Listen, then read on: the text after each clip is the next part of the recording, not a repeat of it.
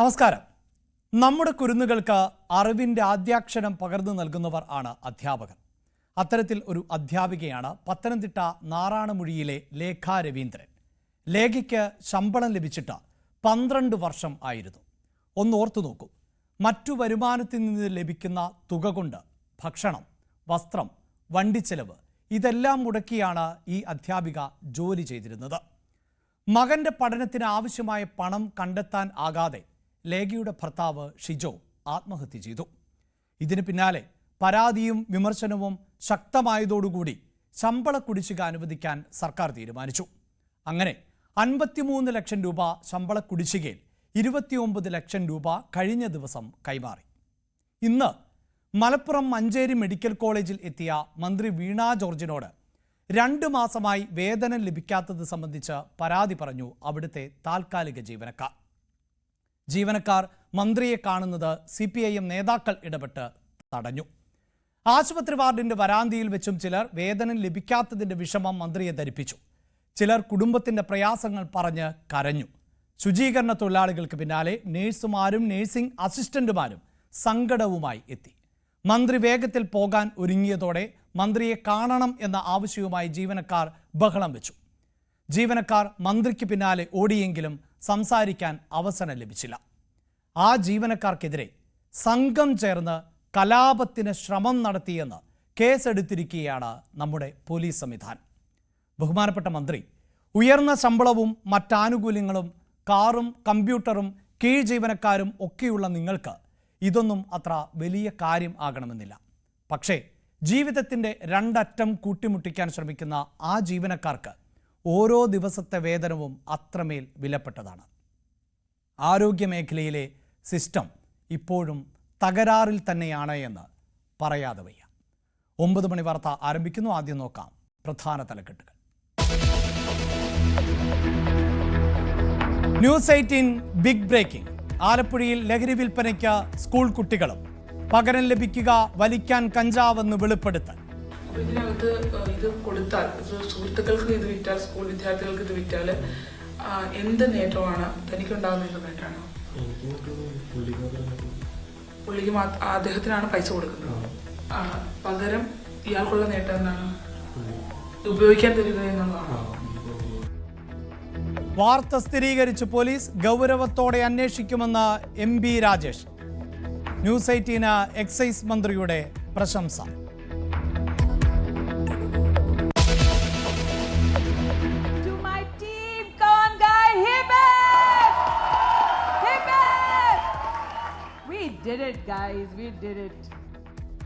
അമ്മയെ നയിക്കാൻ പെൺമക്കൾ. ശ്വേതാ മേനോൻ പ്രസിഡന്റ്. ജനറൽ സെക്രട്ടറിയായി കുക്കു പരമേശ്വരൻ. Vice president Lakshmi Priya.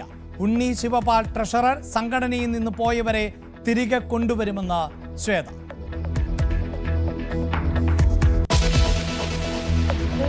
അതൊരു റൈറ്റ് ടൈമിലല്ലായിരുന്നു അങ്ങനെ ഒരു കോള് വന്നത്. ഞാൻ മാനസികമായി തകർന്നിരിക്കുന്ന ഒരു സമയത്ത് ഒരു ഭീഷണി സ്വരത്തിൽ എന്നെ വിളിക്കുമ്പോൾ അന്ന് എനിക്കത് ഒരുപാട് വിഷമം ഉണ്ടാക്കിയ ഒരു കാര്യം കൂടെ ആയിരുന്നു. അതുകൊണ്ടായിരിക്കാം ചോദിച്ചപ്പോൾ ഞാനത് പറഞ്ഞത്. മമ്മൂട്ടിക്കെതിരെ സാന്ദ്ര തോമസ്. ലൈംഗിക അതിക്രമ കേസിൽ നിന്ന് പിന്മാറാൻ ആവശ്യപ്പെട്ട് വിളിച്ചത് ഭീഷണിയുടെ സ്വരത്തിൽ. പ്രതികരിക്കുന്ന സ്ത്രീകളെ പിന്തിരിപ്പിക്കുന്നവരാണ് സൂപ്പർ താരങ്ങളെന്നും സാന്ദ്ര. സ്ത്രീകൾക്കെതിരെ നടക്കുന്ന അക്രമങ്ങളിൽ അവർ പ്രതികരിക്കില്ല എന്നും സാന്ദ്ര Q18.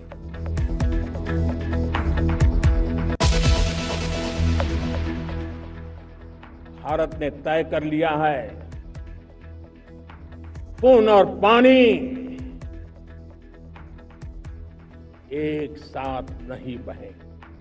अब हिंदुस्तान के हक का जो पानी है उस पर अधिकार सिर्फ और सिर्फ हिंदुस्तान का है, हिंदुस्तान के किसानों का है. പാകിസ്ഥാൻ മുന്നറിയിപ്പും അമേരിക്കയ്ക്ക് പരോക്ഷ മറുപടിയുമായി പ്രധാനമന്ത്രി. ആണവായുധം കാട്ടി വിരട്ടേണ്ട. സിന്ധു നദീജല കരാർ പുനഃപരിശോധിക്കില്ല. സ്വയം പര്യാപ്തത ലക്ഷ്യം. ലോക വിപണിയെ ഭാരതം ഭരിക്കും. आत्मनिर्भरता का नाता सिर्फ आयात और निर्यात, रुपये, पैसे, पाउंड, डॉलर यहां तक सीमित नहीं है. अगर हम आत्मनिर्भर होते, न होते क्या ऑपरेशन सिंदूर, पता नहीं कौन सप्लाई देगा नहीं देगा, ताजो सामान मिलेगा नहीं मिलेगा, इसी की चिंता बनी रहती।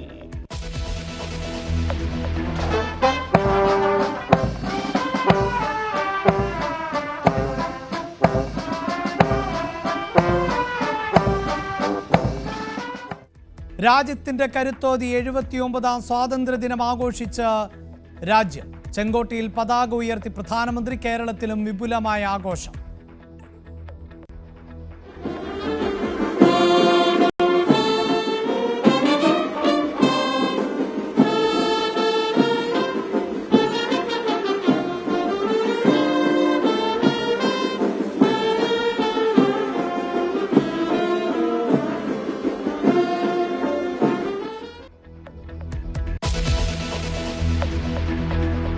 മോദിയുടെ ചെങ്കോട്ട പ്രസംഗത്തിൽ RSSന് പ്രശംസ. രാജ്യത്തിന് നൽകിയത് മഹത്തായ സേവനം. വർഗീയ ശക്തികൾ ഇന്ത്യ എന്ന വികാരത്തെ ഇല്ലാതാക്കാൻ ശ്രമിക്കുന്നുവെന്ന് മുഖ്യമന്ത്രി. ഗവർണർമാർ സർക്കാരിന്റെ പ്രവർത്തനത്തെ തടയുന്നുവെന്ന് വി ശിവൻകുട്ടി.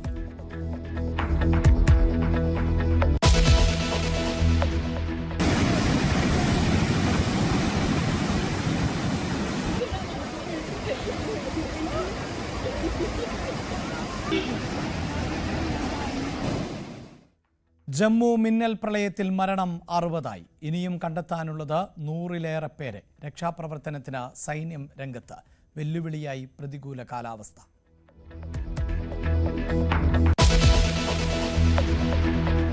എല്ലാ കണ്ണുകളും അലാസ്കയിലേക്ക്. ട്രംപ് പുടിൻ നിർണായക കൂടിക്കാഴ്ച പുലർച്ചെ. റഷ്യ യുക്രൈൻ യുദ്ധം അവസാനിക്കുമോ എന്നതിൽ ആകാംക്ഷ. നിരുപാധിക വെടിനിർത്തലിന് പുടിൻ തയ്യാറാകില്ലെന്ന് സൂചന. സമാധാനത്തിന് വഴിയൊരുങ്ങുമെന്ന് ട്രംപ്.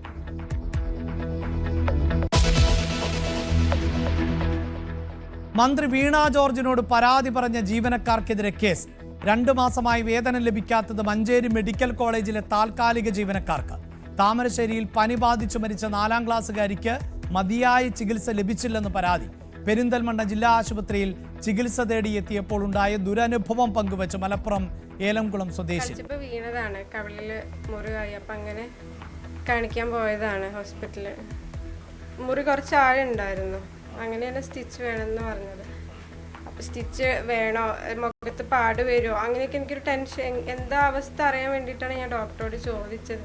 അപ്പോൾ അവരത് കറക്റ്റ് പറഞ്ഞു തരുന്നില്ല.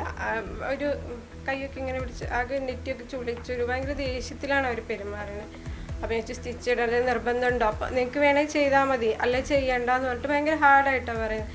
അവിടുത്തെ നേഴ്സിംഗ് അസിസ്റ്റൻ്റ് ആണെങ്കിൽ കയറിയപ്പോൾ മുതൽ ഭയങ്കര മോശമായിട്ടാണ് പെരുമാറുന്നതൊക്കെ.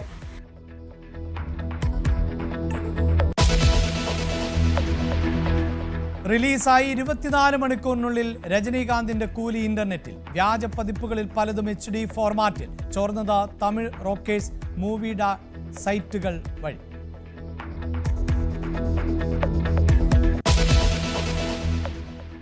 അമ്മയെ നയിക്കാൻ പെൺമക്കൾ.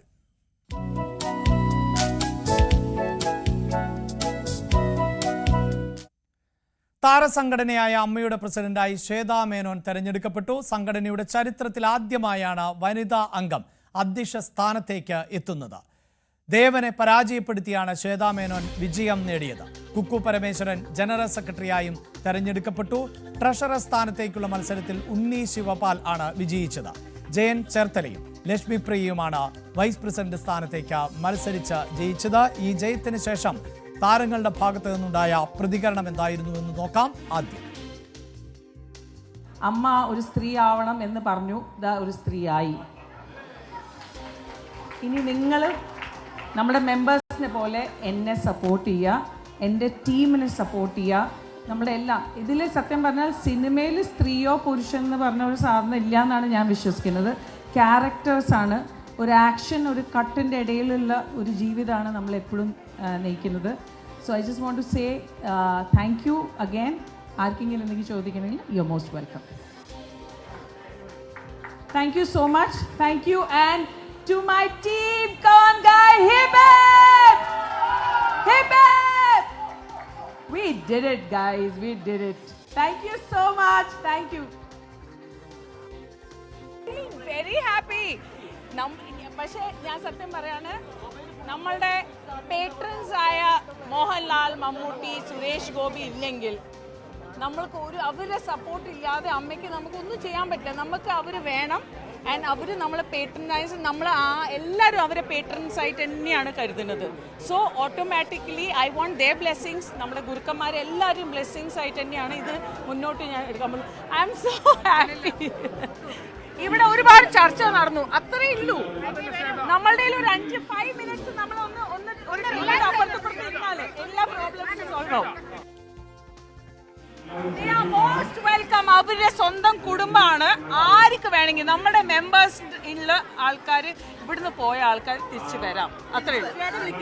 പിന്നെ ഞാൻ വേണമെങ്കിൽ പേഴ്സണൽ അവർ പറഞ്ഞാൽ ഞാൻ അവരെ പേഴ്സണലി ആയിട്ട് പോയിട്ട് കാണാം. പക്ഷേ അവർ ഓക്കെ ആണ്.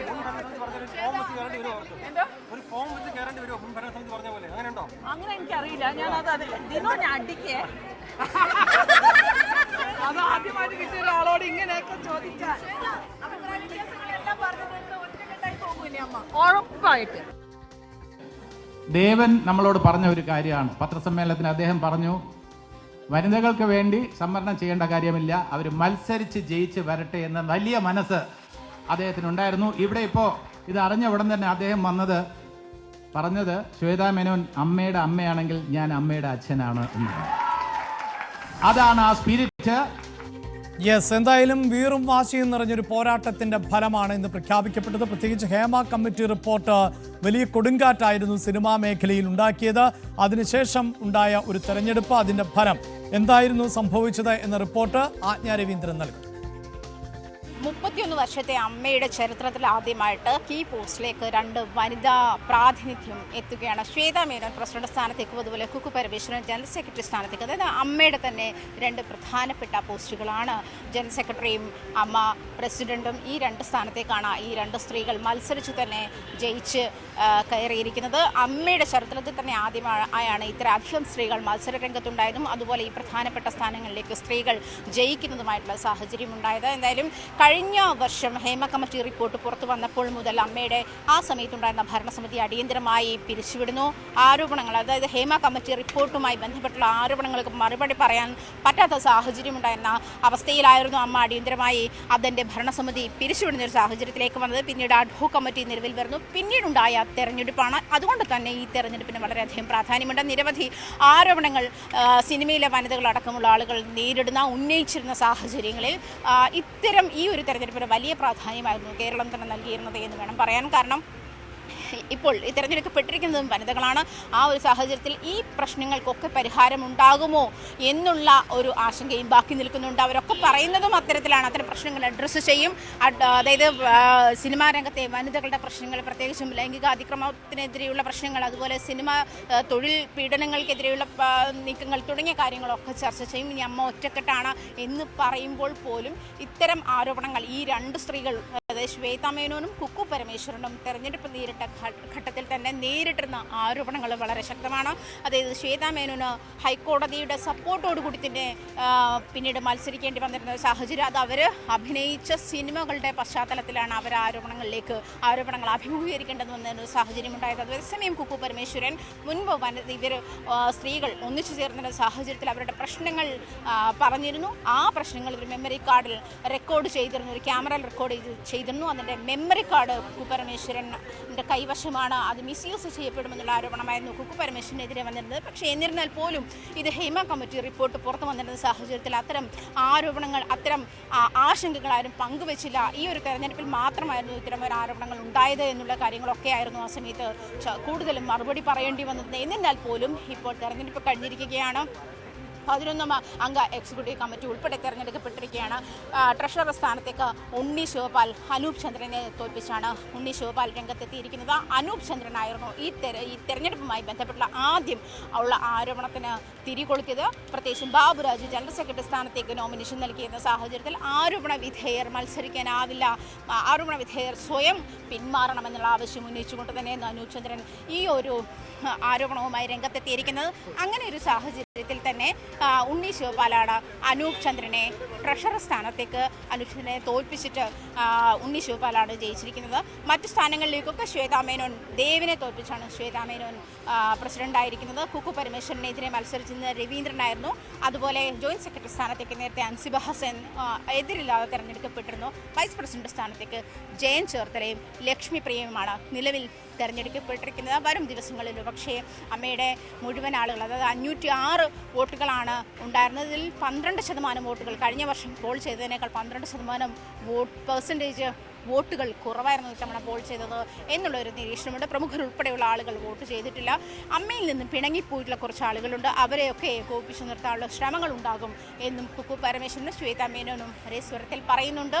അതായത് ഇനിയുള്ള അമ്മ ഒരു ചാരിറ്റബിൾ ട്രസ്റ്റാണ്, അതുമായി ബന്ധപ്പെട്ടുള്ള പ്രവർത്തനങ്ങൾക്കായിരിക്കും കൂടുതൽ മുൻഗണന നൽകുക. ഇത്തരം പ്രശ്നങ്ങൾ, അതായത് ഇപ്പോൾ സിനിമാ മേഖലയിൽ സ്ത്രീകൾ ഉൾപ്പെടെയുള്ള അഭിമുഖീകരിക്കുന്ന ഉൾപ്പെടെയുള്ള പ്രശ്നങ്ങൾ അഡ്രസ്സ് ചെയ്യപ്പെടണം എന്നുള്ള ഒരു ആശയമാണ് ഇപ്പോൾ തെരഞ്ഞെടുക്കപ്പെട്ടവർ മുന്നോട്ട് വയ്ക്കുന്നത്. ഈ നിലയിൽ തെരഞ്ഞെടുക്കപ്പെട്ടവർ എങ്ങനെയാണ് ഇനി ഇതിനെ നയിക്കുക എന്നതും പ്രധാനപ്പെട്ടതായി മാറുമ്പോൾ, നേരത്തെ നമ്മൾ പ്രതികരണങ്ങൾ കേട്ടുവെങ്കിൽ അതിനുശേഷം ഞങ്ങളുടെ പ്രതിനിധി ആജ്ഞ രവീന്ദ്രനുമായി തെരഞ്ഞെടുക്കപ്പെട്ട ശ്വേതാ മേനോൻ സംസാരിക്കുകയുണ്ടായി. ഈ വലിയ സന്തോഷമായിരുന്നു ശ്വേത പങ്കുവച്ചത്. വലിയ ഉത്തരവാദിത്തമാണ്, അത് എല്ലാവരുടെയും സഹായത്തോടെ പൂർത്തിയാക്കാൻ ശ്രമിക്കും. അതേസമയം തെരഞ്ഞെടുപ്പ് കാലത്ത് തനിക്കെതിരെ വന്ന ആരോപണങ്ങൾ കുടുംബത്തെയും തന്നെയും ഒരുപാട് വേദനിപ്പിച്ചു എന്നും ശ്വേത പറയുകയുണ്ടായി. താരസംഘടന അമ്മയുടെ നേതൃത്വത്തിലേക്ക് വന്ന ആദ്യ സ്ത്രീ നമ്മളോടൊപ്പമുണ്ട്. എന്തായാലും കുറേ വിവാദങ്ങൾക്കും ആരോപണങ്ങൾക്കും ശേഷം അമ്മ പുതിയ തെരഞ്ഞെടുപ്പ് നേരിട്ടു, പുതിയ ഭാരവാഹിത്വത്തിലേക്ക് വന്നു. എന്തൊക്കെ മാറ്റങ്ങളാണ് അമ്മയുടെ ഉണ്ടാക്കാൻ പോവുക എന്നുള്ള കാര്യങ്ങൾ നമുക്ക് നേതൃസ്ഥാനത്തിൽ എത്തിയിരിക്കുന്നവരോട് തന്നെ ചോദിക്കാം. ആരോപണങ്ങൾക്ക് ശേഷം കേരളം വളരെ സാഹൂര്യം നോക്കിയിരുന്ന ഒരു തെരഞ്ഞെടുപ്പ് കൂടിയാണ്. നല്ല ഭൂരിപക്ഷത്തോടു കൂടിയാണ് അതിലേക്ക് വന്നിട്ടുള്ളത്. ആ ഒരു അംഗീകാരത്തെ എങ്ങനെ നോക്കുക? ഒരുപാട് എന്താ പറയുക, കീ പോസ്റ്റ് പറഞ്ഞ പോലെ തന്നെ നല്ല ദൗത്യങ്ങളുണ്ട്, ഒരുപാട് ഡ്യൂട്ടീസ് ഉണ്ട്. എല്ലാം കേട്ടും ചർച്ച ചെയ്തിട്ടും ആണ് ചെയ്യാൻ പോണത്. It's going to take time because എനിക്ക് തോന്നുന്നു ഏറ്റവും കമ്മ്യൂണിക്കേറ്റീവ് ആയ ഒരു എക്സിക്യൂട്ടീവ് ടീമാണ് കിട്ടിയത്. So I am very happy. കലാകാരി എന്നുള്ള നിലയിൽ ചേച്ചി അഭിനയിച്ച സിനിമകളുടെ പേരിലാണ് ചേച്ചി കല്ലെറിയപ്പെടുന്ന ഒരു സാഹചര്യത്തിലേക്ക് വന്നത്. നമുക്ക് അത് ഭയങ്കര ഷോക്കിംഗ് ആയിരുന്നു. ബിക്കോസ് ഒരാളുടെ ഇങ്ങനത്തെ ഒരു ചിന്ത പോവും എന്ന് നമ്മൾ തീരെ പ്രതീക്ഷിക്കില്ല. പിന്നെ അത് എനിക്ക് ഒരു പേഴ്സണലി ഭയങ്കര ഹേർട്ടായിട്ടുണ്ട്. പിന്നെ ഒബ്വിയസ്ലി എൻ്റെ ഫാമിലീൻ്റെ സപ്പോർട്ടുണ്ട്. പക്ഷേ എനിക്ക് എൻ്റെ മോളെ പറ്റി ആലോചിച്ചപ്പോൾ എനിക്ക് ഭയങ്കര ഒരു as a family, as a human being അത് എനിക്ക് കുറച്ച് വേദനിപ്പിച്ചിട്ടുണ്ട്. ബട്ട് റൈറ്റ് നൗ പക്ഷേ എലക്ഷൻ ഇതിൽ എനിക്കൊരു ഇതുണ്ടായിരുന്നില്ല. There was no doubt, I was ready to fight. ശ്വേതയ്ക്കെതിരെയുള്ള അലിഗേഷൻസ് ഉണ്ടല്ലോ, അത് വളരെ വളരെ മോശമായിരുന്നു. നമുക്കൊരു ഭയം ഉണ്ടായിരുന്നത്, കുഞ്ഞ് 12 വയസ്സ് കഴിഞ്ഞിട്ടുള്ള കുട്ടിയാണ്. അവളെങ്ങാനും വായിക്കുകയും അവളോട് ഫ്രണ്ട്സ് ആരെങ്കിലും പറയുക ഒക്കെ ചെയ്ത് കഴിഞ്ഞാൽ അവളുടെ മനസ്സിൽ എന്തായിരിക്കും, അതായിരുന്നു നമ്മുടെ ഏറ്റവും വലിയൊരു. അപ്പോൾ ഭയങ്കര വിഷമത്തിലായിരുന്നു, ഒരുപാട് കരഞ്ഞു. പിന്നെ ഞാൻ പറഞ്ഞു നമുക്ക് നേരിടാൻ, നമുക്ക് നിയമവ്യവസ്ഥയിൽ നല്ല വിശ്വാസമുണ്ട്. അതുപോലെ തന്നെ സംഭവിച്ചു. ആ 2 ദിവസം വളരെ ബുദ്ധിമുട്ടായിരുന്നു, വളരെ മാനസികമായിട്ട് വളരെ വിഷമത്തിലായിരുന്നു. ഇപ്പോൾ പറഞ്ഞ ലൈംഗികാരോപണങ്ങളാകട്ടെ, തൊഴിൽ പീഡനങ്ങളാകട്ടെ, തൊഴിൽ ഇടത്തെ എന്ന് പറഞ്ഞാൽ ഈ ജൂനിയർ ആർട്ടിസ്റ്റുകളൊക്കെ നേരിടുന്ന പ്രശ്നങ്ങളാകട്ടെ, ഇതൊക്കെ അഡ്രസ്സ് ചെയ്യപ്പെടുന്ന ഒരു ഉത്തരവാദിത്വം കൂടി. കാരണം നേതൃത്വത്തെ ഭരണസമിതി അതിൽ പരാജയപ്പെട്ട് തന്നെയാണ് അതിനെ പിരിച്ചുവിട്ടുന്ന ഒരു സാഹചര്യം എന്നാണ് മനസ്സിലാക്കുന്നത്. അപ്പോൾ അത്രയും വലിയ ഉത്തരവാദിത്തങ്ങളാണ് ചേച്ചിയുടെ ഷോൾഡറിലേക്ക് വരാനിരിക്കുന്നത്. അപ്പോൾ എന്തെങ്കിലും പ്ലാനുകളുണ്ടോ ആളുകളേക്ക്? ബിക്കോസ് എന്തായാലും നമ്മൾ മീറ്റ് ചെയ്തിട്ട് എല്ലാം ചർച്ച ചെയ്തിട്ട് തന്നെ മുന്നോട്ട് പോകുള്ളൂ. ഈ കംപ്ലയിൻറ്റ്സ് വന്നാലും ഓട്ടോമാറ്റിക്കലി അത് നമ്മൾ കേൾക്കും, അതിൻ്റെതായ രീതിയിൽ നമ്മൾ സോൾവ് ചെയ്യാൻ നോക്കും. ആരോപണങ്ങൾ നേരിട്ടതിൽ നിയമ നടപടികളുമായി മുന്നോട്ട് പോകുന്ന ഒരു സാഹചര്യം ഉറപ്പായിട്ട് കേസ് നമ്മൾ മുന്നോട്ട് കൊണ്ടുപോകും. അതിപ്പോൾ കോടതിയിലാണ്, അതെന്തായാലും കൊണ്ടുപോകും. അങ്ങനെയാണ് എന്തായാലും താരസംഘടന അമ്മയ്ക്ക് പുതിയ ഭാരവാഹി എത്തിയിരിക്കുകയാണ്. പ്രത്യേകിച്ചും സ്ത്രീകൾ നയിക്കുന്ന ഒരു വലിയ പാനൽ തന്നെയാണ് ഉള്ളത്. അങ്ങനെ ഒരു സാഹചര്യത്തിൽ ഈ ആരോപണങ്ങൾക്കൊക്കെ മറുപടിയുമായി എത്തുമെന്ന് തന്നെയാണ് പ്രസിഡന്റ് ശ്വേതാ മേനോൻ ന്യൂസ് 18 പറയുന്നത്. താരസംഘടനയുടെ പേര് തന്നെ അമ്മ എന്നാണ്. ആ അമ്മയുടെ തലപ്പത്തേക്ക് ആദ്യമായി ഒരു വനിത എത്തുമ്പോൾ പരാജയപ്പെടുത്തിയത് ദേവനെയായിരുന്നു. പരാജിതനായ ദേവൻ എന്താണ് പറഞ്ഞത് എന്നതാണ് ഇന്നത്തെ പഞ്ച് ഡയലോഗിൽ.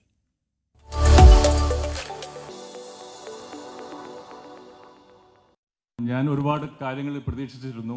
ഒരു വനിത തന്നെ വലിയ, അതും എൻ്റെ ഒരു വാദം എൻ്റെ ഒരു പറഞ്ഞതെന്ന് വെച്ചാൽ Vanitha should fight and win. അതുപോലെ തന്നെ Shwetha fought and win. So വളരെ സന്തോഷമുണ്ട് എനിക്ക് എന്താണെന്ന് വെച്ചാൽ ഇപ്പോൾ ഞാൻ ശ്വേതയുടെ കൂടെ തന്നെ ഉണ്ടാവും. എല്ലാ കാര്യങ്ങളും ഞാൻ ശ്വേതയുടെ കൂടെ, കാരണം വെച്ചാൽ അമ്മ എന്ന അസോസിയേഷൻ്റെ അതിൽ വൈകാരികമായ ബന്ധമുള്ള ഒരാളാണ് ഞാനും. അതുകൊണ്ട് ഞാൻ എന്നും എല്ലാ സമയത്തും ശ്വേതയുടെയും ഈ ടീമിൻ്റെയും കൂടെ ഞാൻ ഒപ്പം ഉണ്ടാവും. ശ്വേത എന്ന വനിത പോരാടാൻ ഉറച്ചു നിൽക്കുകയും അങ്ങനെ പോരാടി വിജയിക്കുകയും ചെയ്തുവെങ്കിൽ അതുപോലെ തന്നെ പോരാടാൻ ഉറച്ചു നിൽക്കുകയാണ് സാന്ദ്ര.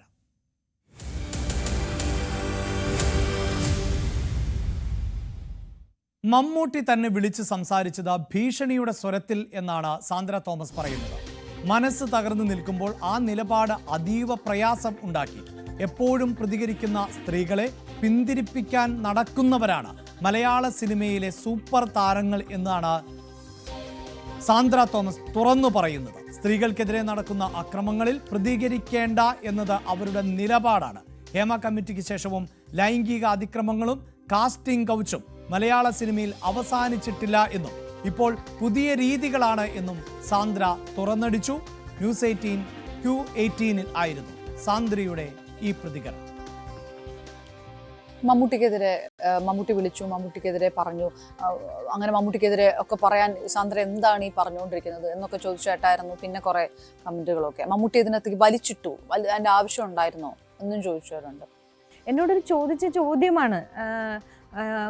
ഇൻഡസ്ട്രിയുടെ തന്നെ ഏറ്റവും ഉന്നത പൊസിഷനിലിരിക്കുന്ന ലാലേട്ടനും മമ്മൂക്കയും, ഈ രണ്ട് വ്യക്തിത്വങ്ങൾ ഇത്രയും പ്രശ്നങ്ങൾ നടന്നപ്പോൾ ഈ രണ്ട് വ്യക്തികൾ എന്നെ വിളിച്ചിരുന്നോ, അവരിതിനെ എങ്ങനെയാണ് ഇതിനെ സമീപിച്ചത് എന്ന് ചോദിച്ചപ്പോൾ ഞാൻ എന്താണോ ഉണ്ടായത് അത് ഞാൻ പറഞ്ഞതാണ്. അതിനകത്ത് ഞാൻ വെള്ളം കലർത്തിയിട്ടില്ല, അത് ഞാൻ മാറ്റി പറഞ്ഞിട്ടില്ല. അതൊരു റൈറ്റ് ടൈമിലല്ലായിരുന്നു അങ്ങനെ ഒരു കോള് വന്നത്. ഞാൻ മാനസികമായി തകർന്നിരിക്കുന്ന ഒരു സമയത്ത് ഒരു ഭീഷണി സ്വരത്തിൽ എന്നെ വിളിക്കുമ്പോൾ അന്ന് എനിക്കത് ഒരുപാട് വിഷമം ഉണ്ടാക്കിയ ഒരു കാര്യം കൂടെയായിരുന്നു. അതുകൊണ്ടായിരിക്കാം ചോദിച്ചപ്പോൾ ഞാനത് പറഞ്ഞത്. ഈ ഒരു വിഷയത്തിനകത്തും സ്ത്രീകൾക്കെതിരായിട്ടുള്ള വിഷയത്തിനകത്തും പ്രതികരിക്കില്ല, അല്ലെങ്കിൽ വളരെ സേഫർ സോണിൽ നിന്നുകൊണ്ട് കളിക്കുകയാണ് മെഗാ സൂപ്പർ താരങ്ങൾ എന്നാണ് അതവരുടെ നിലപാട്. അതിൻ്റെ അപ്പുറത്തേക്ക് എനിക്ക് എന്ത് ചെയ്യാൻ പറ്റും? അവരുടെ നിലപാട്. അവർക്കത് സ്ത്രീകളുടെ വിഷയം വരുമ്പോൾ പ്രതികരിക്കണമെന്ന് അവർക്ക് താല്പര്യം ഉണ്ടാവില്ല. അല്ലെങ്കിൽ പ്രതികരിക്കുന്ന സ്ത്രീകളെ ഇതുപോലെ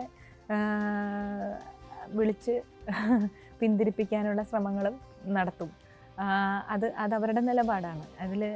അതിൽ ചോദ്യം ചെയ്യാൻ നമ്മളാരും അല്ലല്ലോ. ഈ ഹേമ കമ്മിറ്റി എന്തായാലും ഈ കറക്റ്റ് ഒരു വർഷം ആവുന്ന സമയം സെക്ഷൽ ഹറാസ്മെന്റും കാസ്റ്റിംഗ് കൗച്ചും മലയാള സിനിമയിൽ അവസാനിച്ചോ? ഇല്ല, അവസാനിച്ചിട്ടില്ല. അത് രീതി മാറിയിട്ടുണ്ടെന്നുള്ളതേ ഉള്ളൂ.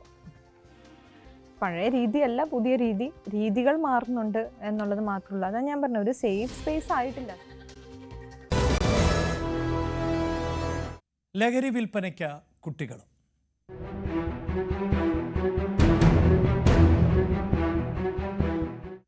ആലപ്പുഴയിൽ ലഹരി വിൽക്കുന്നത് സ്കൂൾ കുട്ടികൾ. പോലീസ് പിടിയിലായ 17കാരൻ ആണ് ന്യൂസ് 18നോട് ഞെട്ടിക്കുന്ന വിവരങ്ങൾ വെളിപ്പെടുത്തിയത്.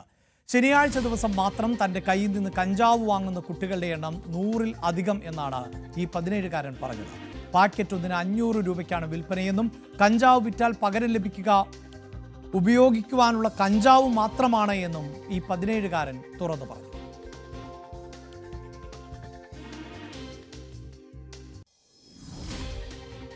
അപ്പോൾ ഇതിനകത്ത് ഇത് കൊടുത്താൽ, സുഹൃത്തുക്കൾക്ക് ഇത് വിറ്റാൽ, സ്കൂൾ വിദ്യാർത്ഥികൾക്ക് ഇത് വിറ്റാൽ എന്ത് നേട്ടമാണ് തനിക്കുണ്ടാകുന്നത് നേട്ടമാണ്? പുള്ളിക്ക് അദ്ദേഹത്തിനാണ് പൈസ കൊടുക്കുന്നത്. പകരം ഇയാൾക്കുള്ള നേട്ടം എന്താണ്? ഉപയോഗിക്കാൻ തരിക എന്നുള്ളതാണ്. നമ്മൾ നടത്തിയ അന്വേഷണത്തിലാണ് ഇത്തരം ഞെട്ടിക്കുന്ന വിവരങ്ങൾ, അതായത് പോലീസ് സ്റ്റേഷന് മുന്നിൽ കൂട്ടത്തോടെ നിൽക്കുന്ന രക്ഷകർത്താക്കളെയാണ് നമുക്ക് കാണാൻ കഴിഞ്ഞത്. മക്കൾ തന്നെ രക്ഷകർത്താക്കളുടെ മുന്നിൽ വെച്ച് വിവരങ്ങൾ പോലീസിനോട് സ്ഥിരീകരിച്ചതോടെ ബോധരഹിതരായി വീണ രക്ഷകർത്താക്കളെ വരെ കണ്ടു. അത്തരത്തിൽ ഒരമ്മ തന്റെ മകനെ ക്യാരിയറായി ഇവർ ലഹരി മാഫിയ ഉപയോഗിക്കുന്നു, കഞ്ചാവ് വിൽപ്പനയ്ക്കായി ഉപയോഗിക്കുന്നു എന്നുള്ള വിവരം നമ്മളോട് സ്ഥിരീകരിക്കാൻ തയ്യാറായി. ഇതിന്റെ അവസ്ഥ എന്ന് വെച്ച് കഴിഞ്ഞാൽ എൻ്റെ മകൻ ഇത് ഉപയോഗിച്ച് കഴിയുമ്പോഴത്തേക്കും ഈ വീട്ടിലെ അലമാരി ഒക്കെ ദേഷ്യം വരുമ്പോൾ തല്ലിക്കൊട്ടിക്കുന്നു, നമ്മളോട് ദേഷ്യപ്പെടുന്നു, വയലൻ്റായിട്ട് നടക്കുന്നു. അങ്ങനെയൊക്കെ കുറേ കാര്യങ്ങൾ വന്നപ്പോഴത്തേക്കും എനിക്ക് മനസ്സിലായി ഈ ഒരു സ്വഭാവം അല്ലായിരുന്നു. അപ്പോൾ ഇത് ഉപയോഗിച്ചിട്ടാണെന്ന് മനസ്സിലായി. പിന്നെ ഇവിടെ കുട്ടികൾ അവൻ്റെ കൂട്ടുകാരൊക്കെ ഇടയ്ക്കിടയ്ക്ക് വരാൻ തുടങ്ങി. അവരൊക്കെ കാണുമ്പോഴേ നമുക്കറിയാം ഏകദേശം ആ ഒരു മോഡലിലുള്ള പിള്ളേരൊക്കെയാണ് വരുന്നത്. അപ്പോൾ നമുക്ക് മനസ്സിലായി ഇത് ശരിയാകത്തില്ല. അങ്ങനെയാണ് എനിക്ക് മനസ്സിലായത്. കൗൺസിലിങ്ങിലൂടെ കുട്ടികളെ ഇതിൽ നിന്ന് പുറത്തേക്ക് കൊണ്ടുവരാൻ കഴിയും എന്നുള്ള ഒരു ആത്മവിശ്വാസം പോലീസ് പങ്കുവെക്കുമ്പോൾ പോലും ഇതൊരു വലിയ മഞ്ഞുമലയുടെ ഒരറ്റം മാത്രമാണ് എന്നുള്ളതാണ്. കുട്ടിയുടെ വീട്ടിൽ നമ്മൾ ചെന്നപ്പോൾ ആ അമ്മ കഷ്ടപ്പെട്ടുണ്ടാക്കി വെച്ചിട്ടുള്ള വീട്ടുപകരണങ്ങൾ ഉൾപ്പെടെ അടിച്ചു തകർത്ത അവസ്ഥയിലാണ്. ആ കുട്ടിക്ക് എങ്ങനെയെങ്കിലും ഇതിൽ നിന്ന് മോചനം നേടണമെന്ന ആഗ്രഹമുണ്ട്. പക്ഷേ ലഹരി മാഫിയയുടെ കണ്ണികൾ ഇവരുടെ പിന്നിൽ നിൽക്കുന്നു എന്നുള്ളതാണ്. എന്തായാലും ഈ വിവരങ്ങൾ നമ്മളോട് പങ്കുവച്ച രക്ഷകർത്താവിനെ ഉൾപ്പെടെ അപായപ്പെടുത്തുമോ, കുട്ടിയെ ഉൾപ്പെടെ അപായപ്പെടുത്തുമോ എന്നുള്ള നല്ല ആശങ്കകൾ നിലനിൽക്കുന്നുണ്ട്. എന്തായാലും വിദ്യാഭ്യാസ വകുപ്പും സർക്കാരും പോലീസും എല്ലാം ഒരുമിച്ച് ഇടപെട്ടാൽ മാത്രമേ ഈ വിഷയം പരിഹരിക്കാനായി കഴിയുകയുള്ളൂ. ആലപ്പുഴയിൽ നിന്നും ശരണ്യ സ്നേഹജൻ, ന്യൂസ് 18. അഭിമാന നിറവിൽ രാജ്യം.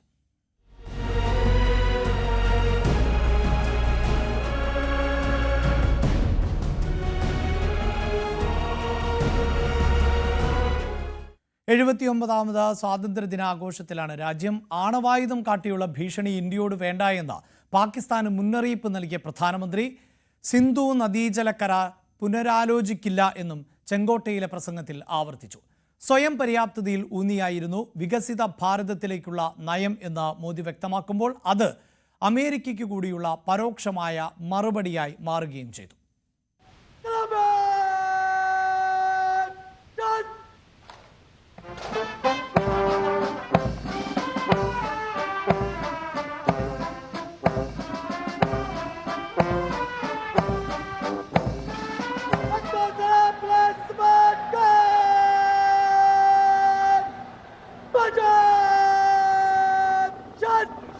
दो MI-17 हेलीकॉप्टर्स एक राष्ट्रीय ध्वज लिए हुए आपके स्क्रीन पर फूलों की वर्षा करता हुआ. ഓപ്പറേഷൻ സിന്ദൂറിൽ കനത്ത പ്രഹരമേറ്റിട്ടും പ്രകോപനം തുടരുന്ന പാക് സൈനിക മേധാവി അടക്കമുള്ളവർക്ക് ശക്തമായ താക്കീതായിരുന്നു പ്രധാനമന്ത്രിയുടെ ചെങ്കോട്ട പ്രസംഗം. ആണവായുധം കാട്ടിയുള്ള ഭീഷണി ഇന്ത്യയോട് വേണ്ടെന്നും ആണവ ഭീഷണിക്ക് മുന്നിൽ ഇന്ത്യ മുട്ടുമടക്കില്ലെന്നും മോദി പറഞ്ഞു.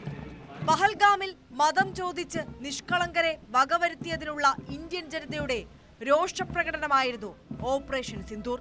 ऑपरेशन सिंदूर उसी आक्रोश की अभिव्यक्ति है.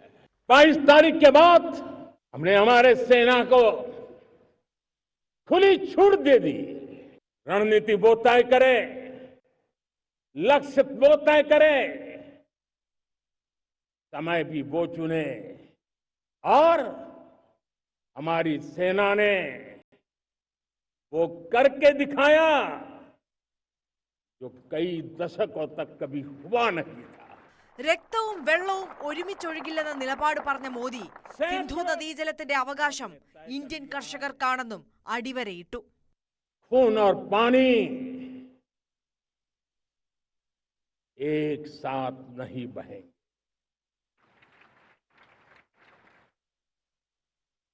अब देशवासियों को भली भांति पता चला है कि सिंधु का समझौता कितना अन्यायपूर्ण है, कितना एक तरफा है. भारत से निकलती नदियों का पानी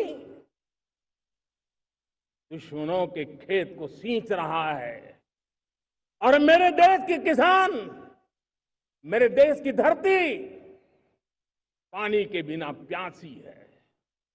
അമേരിക്കയുടെ പിഴത്തീരുവ ഭീഷണിക്കിടെ ഇന്ത്യയുടെ പുതിയ മന്ത്രം സാശ്രയത്വമാണെന്നും മോദി പ്രഖ്യാപിച്ചു. ഡോളറിനെയോ പൗണ്ടിനെയോ ആശ്രയിക്കാതെ സ്വന്തം കാലിൽ നിൽക്കാൻ രാജ്യത്തെ പ്രാപ്തമാക്കണം. 2047ഓടെ ഇന്ത്യയെ വികസിത രാഷ്ട്രമാക്കി മാറ്റാൻ രാജ്യത്തെ യുവാക്കളിൽ പൂർണ്ണ വിശ്വാസമുണ്ടെന്ന് പറഞ്ഞ പ്രധാനമന്ത്രി യുവാക്കൾക്കായി തൊഴിൽ പദ്ധതിയും പ്രഖ്യാപിച്ചു. ബീഹാർ നിയമസഭാ തെരഞ്ഞെടുപ്പ് നടക്കാനിരിക്കെ RSSനെയും പ്രസംഗത്തിൽ മോദി പുകഴ്ത്തി. सेवा, समर्पण, संगठन और अप्रतिम अनुशासन ये जिसकी पहचान रही है, ऐसा राष्ट्रीय स्वयंसेवक संघ दुनिया का ये सबसे बड़ा एनजीओ है एक प्रकार से। 100 साल का उसका समर्पण का इतिहास है। आज लाल किले की प्राचीर से 100 साल की इस राष्ट्र सेवा की यात्रा में योगदान करने वाले सभी स्वयंसेवकों को आदरपूर्वक स्मरण करता हूं और देश गर्व करता है राष्ट्रीय स्वयंसेवक संघ की इस 100 साल की भव्य समर्पित यात्रा को और हमें प्रेरणा देता रहेगा। ചെങ്കോട്ടയിൽ തുടർച്ചയായി 12ാം സ്വാതന്ത്ര്യദിന പ്രസംഗമായിരുന്നു മോദിയുടേത്. 103 മിനിറ്റ് പ്രസംഗിച്ചതോടെ ഏറ്റവും ദൈർഘ്യമേറിയ സ്വാതന്ത്ര്യദിന പ്രസംഗവും ഇത്തവണത്തേതായി. ഭാരത് മാതാ കി വന്ദേ വന്ദേ വന്ദേ. बहुत बहुत धन्यवाद. News desk, news 18. ചെങ്കോട്ട പ്രസംഗത്തിൽ നരേന്ദ്രമോദി RSSനെ പുകഴ്ത്തുമ്പോൾ വർഗീയ ശക്തികൾ ജാതിയും മതവും പറഞ്ഞ് ഇന്ത്യ എന്ന വികാരത്തെ ഇല്ലാതാക്കാൻ ശ്രമിക്കുന്നുവെന്നായിരുന്നു സ്വാതന്ത്ര്യദിന സന്ദേശത്തിൽ മുഖ്യമന്ത്രി പറഞ്ഞത്.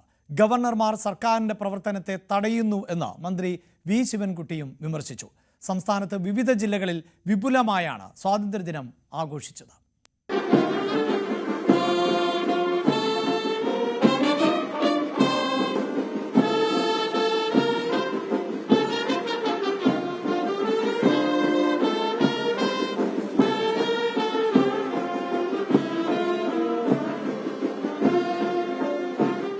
തിരുവനന്തപുരം സെൻട്രൽ സ്റ്റേഡിയത്തിൽ മുഖ്യമന്ത്രി പിണറായി വിജയൻ പതാക ഉയർത്തി. ഭരണഘടനാ മൂല്യങ്ങൾ നടപ്പാക്കാനുള്ളതാണെന്നും ചർച്ചയ്ക്ക് വിധേയമാക്കേണ്ടതല്ലെന്നും മുഖ്യമന്ത്രി. ഭരണഘടന അതിൻ്റെ പ്രിയാമ്പിളിൽ തന്നെ ഉയർത്തിപ്പിടിച്ചിട്ടുണ്ട് ഇന്ത്യൻ റിപ്പബ്ലിക്കിനുള്ള ചില വിശേഷണങ്ങൾ. സ്വാതന്ത്ര്യം, ജനാധിപത്യം, മതനിരപേക്ഷത, സോഷ്യലിസ്റ്റ് സങ്കല്പം തുടങ്ങിയ മൂല്യങ്ങളാണവ. അവ ഭരണഘടനാ മൂല്യങ്ങളാണ്. നിർബന്ധമായും നടപ്പാക്കിയെടുക്കാനുള്ളതാണ്, ചർച്ചയ്ക്ക് വിഷയമാക്കാനുള്ളതല്ല. ഗവർണറെ ലക്ഷ്യമിട്ടായിരുന്നു കൊല്ലത്ത് മന്ത്രി വി ശിവൻകുട്ടിയുടെ സ്വാതന്ത്ര്യദിന പ്രസംഗം. ഭരണഘടനാ നിർമ്മാണ സഭയിലെ ചർച്ചയിൽ ഗവർണറുടെ പദവിയെക്കുറിച്ച് ഡോക്ടർ BR അംബേദ്കർ വ്യക്തമായി പറഞ്ഞിട്ടുണ്ട്. ഗവർണർ ഒരു നാമമാത്ര തലവൻ മാത്രമായിരിക്കണമെന്നാണ് അദ്ദേഹം ഊന്നി പറഞ്ഞിട്ടുള്ളത്. ജനാധിപത്യപരമായി തെരഞ്ഞെടുക്കപ്പെട്ട ഒന്നാം EMS സർക്കാരിനെയും അധികാര ദുർവിനിയോഗം നടത്തിയാണ് പിരിച്ചുവിട്ടത്. ഈ ദിനത്തിൽ നാം ഇതൊക്കെ ഓർക്കണം. പത്തനംതിട്ട കാത്തോലിക് കോളേജ് മൈതാനിയിൽ മന്ത്രി വീണ ജോർജ് പതാക ഉയർത്തി.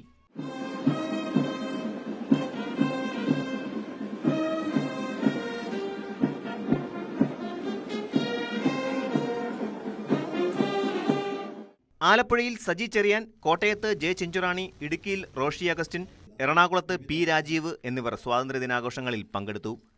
R ബിന്ദു തൃശൂരും, പാലക്കാട് MB രാജേഷും, മലപ്പുറത്ത് K രാജനും പതാകയുയർത്തി.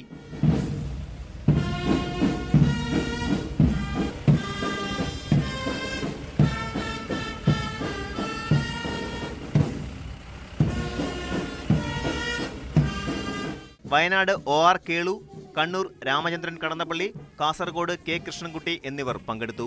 സംസ്ഥാനത്തെ വിവിധ പാർട്ടി ഓഫീസുകളിലും ദേശീയ പതാക ഉയർത്തി. വിവിധ ബ്യൂറോകൾക്കൊപ്പം ന്യൂസ് ഡെസ്ക്, ന്യൂസ് 18. അതിനിടെ ദേശീയ പതാക തലതിരിച്ചു കെട്ടി ദേശീയഗാനം പാടി വാർഡ് മെമ്പർ. തിരുവനന്തപുരം വെഞ്ഞാറമ്മൂട് നെല്ലനാട് ഗ്രാമപഞ്ചായത്തിലെ പുത്തൂർ വാർഡിലെ വെട്ടുവിള അംഗൻവാടിയിലാണ് ദേശീയ പതാക തലതിരിച്ചു കെട്ടി വാർഡ് മെമ്പർ ദേശീയഗാനം പാടിയത്. സ്വാതന്ത്ര്യ ദിനാഘോഷത്തോട് അനുബന്ധിച്ച അംഗനവാടികളിൽ ദേശീയ പതാക ഉയർത്തുന്നതിനിടെയായിരുന്നു ഈ സംഭവം. വാർത്തയുടെ വിശദാംശങ്ങളുമായി അഭിലാഷാണ് ചേരുന്നത്. അഭിലാഷ്, ഈ ദേശീയ പതാക ഇത്തരത്തിൽ ഉയർത്തുന്നത് തന്നെ അത് ദേശീയ പതാകയെ അപമാനിക്കൽ ആണ്. ഇതാരും തിരിച്ചറിയാതെ പോവുകയും ചെയ്തു. അഭിലാഷ്, സ്വാതന്ത്ര്യദിന ആഘോഷത്തിന്റെ ഭാഗമായി ഒട്ടുമിക്ക പഞ്ചായത്തുകളിലും ഇത്തരത്തിൽ ഈ അംഗൻവാടികളിൽ പതാക ഉയർത്തിയുള്ള ആഘോഷങ്ങൾ സംഘടിപ്പിക്കാറുണ്ട്. ഇവിടെയും ഇത്തരത്തിലുള്ള ആഘോഷമാണ് സംഘടിപ്പിച്ചത്. എന്നാൽ ഇവിടെ ഉദ്ഘാടനം ചെയ്യാനെത്തിയ വാർഡ് അംഗം ഇത് ശ്രദ്ധിച്ചില്ല എന്നുള്ളതാണ് വസ്തുത. പതാക തലതിരിച്ച് ഉയർത്തുകയും അവിടെ നിന്ന് ദേശീയ ഗാനം പാടുകയും ചെയ്തു എന്നുള്ളതാണ്. പക്ഷേ ഒരുപക്ഷെ ഇതാരും ശ്രദ്ധയിൽപ്പെട്ടില്ല. പക്ഷേ അവിടെ നിന്ന് വീഡിയോ എടുത്ത് പുറത്ത് അറിഞ്ഞപ്പോഴാണ് ഇത്തരത്തിൽ ഈ പതാക തലതിരിച്ചു പോയി എന്നുള്ള കാര്യം ശ്രദ്ധയിൽപ്പെടുന്നത്. അതിനുശേഷം ഈ പഞ്ചായത്തുമായി ബന്ധപ്പെട്ടപ്പോൾ അല്ലെങ്കിൽ ഈ വാർഡ് മെമ്പറെ വിളിച്ചപ്പോൾ തന്നെ ഇത്തരത്തിൽ ഈ കാര്യം ശ്രദ്ധിച്ചില്ല എന്നുള്ളതാണ്. തീർച്ചയായും ഒരു അലക്ഷ്യമായി ഈ ഒരു കാര്യം അല്ലെങ്കിൽ അതിന്റെ പ്രാധാന്യം മനസ്സിലാക്കാതെ ഇത് കൈകാര്യം ചെയ്തതുകൊണ്ടാണ് ഇത് ഇത്തരത്തിൽ സംഭവിച്ചതെന്നാണ് നിലവിൽ നമുക്ക് പറയാൻ കഴിയുന്നത്. തീർച്ചയായും ദേശീയഗാനം ആലപിക്കുമ്പോഴും എങ്ങനെ നിൽക്കണം എന്നതൊക്കെ അവർ ശ്രദ്ധിക്കാതെ പോകുന്നു എന്നതാണ് നമുക്ക് ആ ദൃശ്യങ്ങളിൽ നിന്ന് മനസ്സിലാക്കാൻ. ഈ കുട്ടികൾ ഇത് കണ്ടു പഠിക്കേണ്ടത് കൂടിയാണ് എന്നതും ഓർമ്മപ്പെടുത്തട്ടെ. നമ്മൾ ഈ സ്വാതന്ത്ര്യദിനത്തിൻ്റെ ഭാഗമായി അമേരിക്കയ്ക്ക് നൽകിയ പരോക്ഷ മറുപടി അത് അല്പസമയം മുമ്പ് നൽകിയ റിപ്പോർട്ടിൽ കണ്ടതാണ് എങ്കിൽ എല്ലാവരും ഇപ്പോൾ ഉറ്റുനോക്കുന്നതും അലാസ്കയിലേക്കാണ്.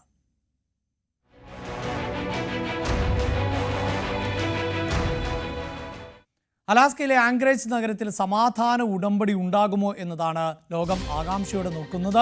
US പ്രസിഡന്റ് ഡൊണാൾഡ് ട്രംപും റഷ്യൻ പ്രസിഡന്റ് വ്ളാഡിമിർ പുടിനും തമ്മിലുള്ള നിർണായക ചർച്ച നടക്കാൻ പോകുന്നു. റഷ്യ യുക്രൈൻ യുദ്ധം അവസാനിപ്പിക്കാൻ നിരുപാധിക വെടിനിർത്തലിന് പുടിൻ തയ്യാറാകാൻ സാധ്യത കുറവാണ് എന്നാണ് പൊതുവെ വിലയിരുത്തപ്പെടുന്നത്. അതേസമയം ട്രംപ് വലിയ പ്രതീക്ഷ പുലർത്തുകയും ചെയ്യുന്നുണ്ട്. വാർത്തയുടെ വിശദാംശങ്ങളുമായി അജയ് സുധാ ബിജു ആണ് ചേരുന്നത്. അജയ്, ഈ സാങ്കേതികമായി നമുക്ക് സമയത്തിന്റെ പ്രശ്നമുണ്ട്. അമേരിക്കൻ ടൈമും ആയി നോക്കുമ്പോൾ ഇന്ന് എന്ന് സാങ്കേതികമായി പറയാമെങ്കിലും ഈ വാർത്തയുടെ വിശദാംശങ്ങൾ നാളെ പുലർച്ചെയോടെ ആയിരിക്കുമല്ലോ പ്രേക്ഷകരുമായി പങ്കുവെക്കാൻ സാധിക്കുക, അല്ലേ? അതെ അഭിലാഷ്, അമേരിക്കൻ സമയം നോക്കുകയാണെങ്കിൽ ഓഗസ്റ്റ് 15-നാണ് ഈ പുടിനും അതുപോലെ ട്രംപുമായിട്ടുള്ള ചർച്ച നിശ്ചയിച്ചിട്ടുള്ളത്. എന്നാൽ ഇതിൻ്റെ വിവരങ്ങൾ ഇന്ത്യയിൽ ലഭ്യമായി തുടങ്ങുന്നത് നാളെ പുലർച്ചെയോടെയാണ്. നാളെ പുലർച്ചെ 1 മണിക്കാണ് ഇരുവരും തമ്മിലുള്ള കൂടിക്കാഴ്ച നടക്കുന്നത്. അമേരിക്കയിലുള്ള അലാസ്കയിൽ വെച്ചിട്ടാണ്, അലാസ്കയിലെ പ്രത്യേക സൈനിക കേന്ദ്രത്തിൽ വെച്ചാണ് കൂടിക്കാഴ്ചയെന്ന് അറിയിച്ചിട്ടുണ്ട്. ട്രംപ് ഇതിനോടകം തന്നെ അലാസ്കയിലേക്ക് പുറപ്പെട്ട് കഴിഞ്ഞു. അലാസ്കയിലേക്ക് തിരിക്കുന്നതിന് മുൻപ് ഹൈ സ്റ്റേക്സ് എന്ന 2 വാക്കുകൾ ട്രൂത്ത് സോഷ്യലിൽ പോസ്റ്റ് ചെയ്തുകൊണ്ടാണ് അദ്ദേഹം ഈ ചർച്ചയെ വിശേഷിപ്പിച്ചത്. വലിയ പ്രതീക്ഷ എന്ന്, ഹൈ സ്റ്റേക്സ് എന്ന് പറഞ്ഞുകൊണ്ടാണ് അദ്ദേഹം ഈ ചർച്ചയെ നിലവിൽ വിശേഷിപ്പിച്ചിട്ടുള്ളത്. എന്നാൽ ഇന്ന് അതിനു മുൻപ് തന്നെ അദ്ദേഹം ഒരു അഭിമുഖം നൽകിയതിൽ ഈ ഒരു കൂടിക്കാഴ്ച അതിനെ ഒരു ചതുരംഗ കളിയോടാണ് ഡൊണാൾഡ് ട്രംപ് ഉപമിച്ചത്. അതുപോലെ തന്നെ ഈ ചർച്ച പരാജയപ്പെടാൻ 25% സാധ്യതയുണ്ടെന്ന് ട്രംപ് പ്രതീക്ഷിക്കുന്നുണ്ട്. എന്നാൽ കൂടുതലും ഇത് സക്സസ് ആവാൻ തന്നെയാണ് സാധ്യത എന്ന് തന്നെയാണ് ട്രംപിൻ്റെ ഒരു വിശ്വാസം എന്ന് പറയുന്നത്. ഈ ഒരു ആദ്യഘട്ടത്തിൽ പുടിനുമായി കൂടിക്കാഴ്ച നടത്തി കാര്യങ്ങൾ തീരുമാനിച്ചതിന് ശേഷം സെലൻസ്കിയുമായി അടുത്ത ഘട്ടത്തിൽ 3 പേരും 3 രാഷ്ട്ര നേതാക്കളും കൂടിയിരുന്ന് അടുത്ത ഘട്ട ചർച്ചകൾ നടത്താനാണ് ട്രംപിൻ്റെ ഉദ്ദേശമെന്ന് പറയുന്നത്. കനത്ത സുരക്ഷയും അലാസ്കയിൽ വിന്യസിച്ചിട്ടുണ്ട്. ഇരു രാജ്യങ്ങളുടെയും പ്രതിനിധി സംഘത്തിനും അതുപോലെ തന്നെ പ്രസിഡന്റുമാർക്കും സഞ്ചരിക്കാൻ പ്രത്യേകം വാഹനങ്ങൾ സജ്ജമാക്കിയിട്ടുണ്ട്. അമേരിക്കയുടെ ഭാഗത്തു നിന്ന് 10 സുരക്ഷാ ഉദ്യോഗസ്ഥർ ഈ ചർച്ച നടക്കുന്ന ഈ വേദിക്ക് പുറത്തുണ്ടാകും. അതുപോലെ തന്നെ റഷ്യയുടെ 10 സുരക്ഷാ ഉദ്യോഗസ്ഥരും ഇവിടെ ഉണ്ടാകും.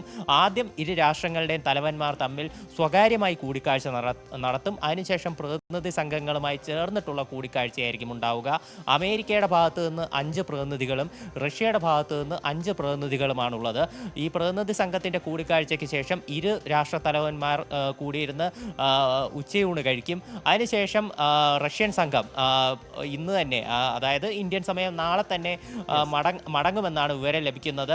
നാളെ ഇന്ത്യൻ സമയം രാവിലെ 5 മണിക്ക് ഇരു രാഷ്ട്ര തലവന്മാരും ചേർന്ന് ഈ ചർച്ചയ്ക്ക് പിന്നാലെ സംയുക്ത വാർത്താ സമ്മേളനം നടത്തും എന്നുള്ള കാര്യങ്ങളും കൂടിയുണ്ട്. എന്തായാലും വാർത്താ സമ്മേളനം കഴിഞ്ഞതിന് ശേഷമേ ഈ ചർച്ചയുടെ കാര്യത്തിൽ എന്ത് തീരുമാനം എന്നുള്ള വിവരങ്ങൾ ഉൾപ്പെടെ ലഭ്യമാണ്. രണ്ടാമതും പ്രസിഡന്റായ ശേഷം ട്രംപ് നടത്തുന്ന നിലപാടുകൾ, വാക്കുകൾ, അതിനുശേഷമുള്ള നിലപാട് മാറ്റങ്ങൾ അതൊക്കെ ഏത് നിമിഷവും സംഭവിക്കാം. അതുകൊണ്ട് അജയ് പറയുന്നത് പോലെ ചർച്ചയ്ക്ക് ശേഷം നടക്കുന്ന വാർത്താ സമ്മേളനത്തിൽ അറിയാം എന്ത് സംഭവിച്ചുവെന്ന്. ഒരിടവേള കൂടി. കൂലി ചോദിച്ചതിന് കേസായി.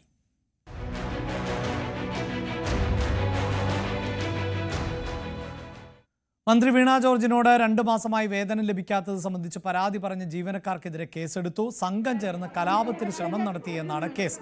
മലപ്പുറം മഞ്ചേരി മെഡിക്കൽ കോളേജിൽ എത്തിയ മന്ത്രിയെ സങ്കടം പറഞ്ഞ താൽക്കാലിക ജീവനക്കാർ ഉൾപ്പെടെ വട്ടം കൂടി. ഇതിനെ CPIM പ്രവർത്തകർ എതിർക്കുകയും ചെയ്തു. പിന്നീട് മന്ത്രി വേഗത്തിൽ അവിടെ നിന്ന് പോകാൻ ശ്രമിച്ചപ്പോൾ മന്ത്രിക്ക് പിന്നാലെ ഇവർ എത്തിയെങ്കിലും പരാതി കേൾക്കാൻ തയ്യാറായില്ല. അങ്ങനെ അവർ ബഹളം വെച്ചു എന്നത് വസ്തുതയാണ്. പക്ഷേ കഴിഞ്ഞ ദിവസമായിരുന്നു കേരളത്തിൻ്റെ മുഖ്യമന്ത്രി സ്വാതന്ത്ര്യദിന സന്ദർശനത്തിൻ്റെ ഭാഗമായി പറഞ്ഞത് ഈ ഭരണകൂടത്തിൻ്റെ പോരായ്മകൾ ചൂണ്ടിക്കാണിക്കുന്നവരെയൊക്കെ രാജ്യവിരുദ്ധരായി ചിത്രീകരിക്കാൻ ശ്രമം നടക്കുന്നുണ്ട് എന്ന്. ഇതും 2 മാസത്തെ ശമ്പളമാണ് അവർ ചോദിച്ചത്. അവരെയാണ് കലാപകാരികളാക്കി മാറ്റുന്നത് എന്നത് നമ്മുടെ ഭരണകൂടവും ഓർക്കുന്നത് നല്ലതാണ്. അതേസമയം തന്നെയാണ് കോഴിക്കോട് വടകരയിൽ 5ാം ക്ലാസ്സുകാരന് നേരെ തെരുവുനായയുടെ ആക്രമണം ഉണ്ടായത്. ഇത്തരം കാര്യങ്ങളും നമ്മുടെ ഭരണകൂടങ്ങൾ ശ്രദ്ധിക്കേണ്ട ഒന്ന് തന്നെയാണ്. ഇനി അടുത്ത സെഗ്മെന്റിലേക്ക് ഞങ്ങൾ പോകുന്നത് മുകളിൽ ഒരാളുണ്ട് എന്ന സെഗ്മെന്റിൽ ആണ്. തെരുവുനായ ശല്യത്തിന് ഒരു പരിഹാരവും ഇല്ല എന്നതാണ് ഈ മുകളിൽ ഒരാളുണ്ട് എന്ന സെഗ്മെന്റിലൂടെ ഞങ്ങൾ പ്രേക്ഷകരിലേക്കും ഭരണകർത്താക്കളിലേക്കും ഒരിക്കൽ കൂടി ചൂണ്ടിക്കാണിക്കുന്നത്.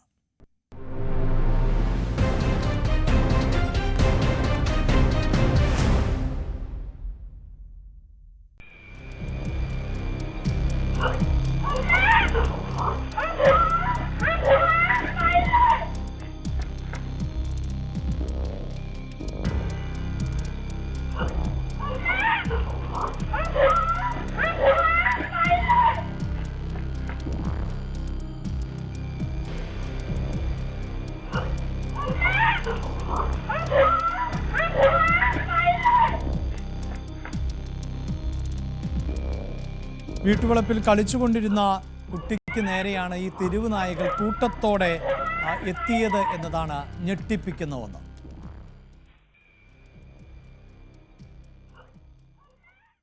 അതേസമയം നമ്മുടെ കുട്ടികൾ അപകടകരമായ രീതിയിലുള്ള ചില പെരുമാറ്റങ്ങൾ നടത്താറുണ്ട്. ഇപ്പോൾ ഈ സോഷ്യൽ മീഡിയയിലൊക്കെ റീലുകൾ എടുക്കുക എന്നതാണല്ലോ പ്രധാനപ്പെട്ടത്. അങ്ങനെയുള്ള ഒരു റീലുമായി ബന്ധപ്പെട്ട ദൃശ്യങ്ങൾ ഇപ്പോൾ വൈറലാകുന്നുണ്ട്. പക്ഷേ അതുമായി ബന്ധപ്പെട്ട ഡേറ്റ വിവരം പിന്നീട് നൽകാം. ഇനി വൈറൽ കട്ടിലേക്ക്.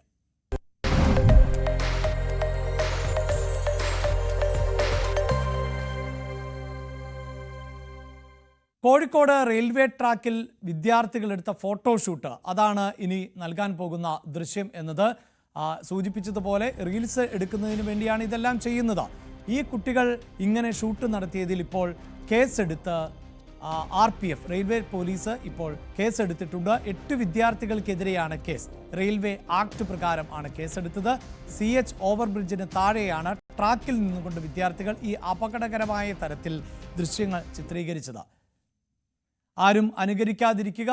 ഇത്തരം വിഷയങ്ങളെ ഏറെ ഗൗരവത്തോടു കൂടി തന്നെയാണ് നമ്മുടെ കുട്ടികളും നോക്കിക്കാണേണ്ടത് എന്നതുകൊണ്ടാണ് ഈ ദൃശ്യങ്ങൾ വൈറൽ കട്ടിൽ ഉൾപ്പെടുത്തുന്നത്. എന്തായാലും ഈ ദൃശ്യങ്ങൾ സമൂഹ മാധ്യമങ്ങളിൽ വൈറലാകുമ്പോൾ ഇവർ നിയമ നടപടികളാണ് നേരിടേണ്ടി വരാൻ പോകുന്നത്.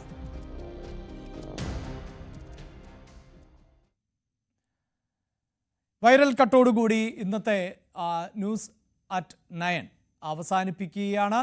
ഇനി ക്രൈം വാർത്തകളാണ് ഇടവേളയ്ക്ക് ശേഷം കാണുക. പോലീസ് പെട്രോൾ ഇന്ന് ടോം കുര്യാക്കോസ് ആണ് ചേരുന്നത്. ന്യൂസ് അറ്റ് 9 പൂർണ്ണമാകുന്നു. നമസ്കാരം.